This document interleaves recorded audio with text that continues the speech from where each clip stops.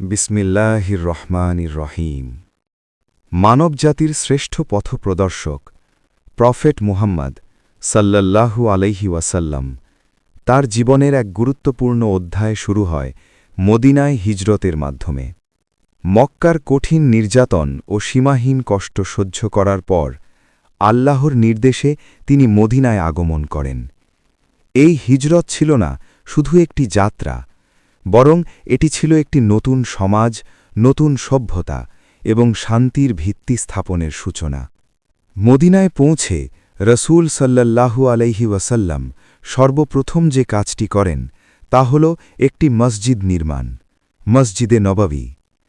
এই মসজিদ ছিল শুধুই ইবাদতের স্থান নয়, এটি ছিল শিক্ষা কেন্দ্র, সমাজ পরিচালনার স্থান এবং ন্যায় বিচারের কেন্দ্র। এরপর তিনি প্রতিষ্ঠা করেন ভ্রাতৃত্বের এক অনন্য উদাহরণ। মুহাজির ও আনসারদের মধ্যে এমন ভালোবাসা সৃষ্টি করেন যেখানে তারা একে অপরকে নিজের পরিবারের মতো গ্রহণ করেন। তারা নিজেদের সম্পদ, ঘরবাড়ি, এমনকি জীবনের সুখ দুঃখও ভাগ করে নিতেন।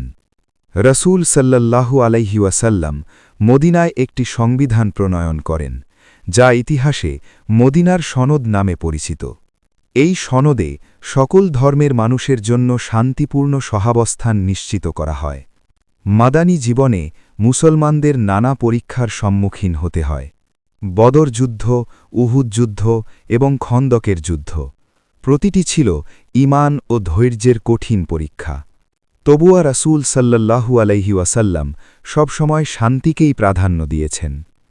হুদাইবিয়ার সন্ধি ছিল তার এক উজ্জ্বল উদাহরণ, যা পরবর্তীতে ইসলামের বিস্তারে গুরুত্বপূর্ণ ভূমিকা রাখে।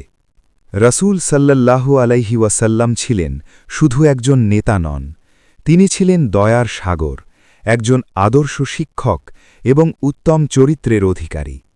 তিনি শিশুদের ভালোবাসতেন, নারীদের সম্মান করতেন এবং গরিব দুঃখীদের পাশে দাঁড়াতেন। অবশেষে আসে মক্কা বিজয়ের সেই ঐতিহাসিক মুহূর্ত, যেখানে প্রতিশোধ নেওয়ার সুযোগ থাকা সত্ত্বেও তিনি ঘোষণা করেন সাধারণ ক্ষমা। তিনি বলেন, আজ তোমাদের উপর কোনো দোষারোপ নেই।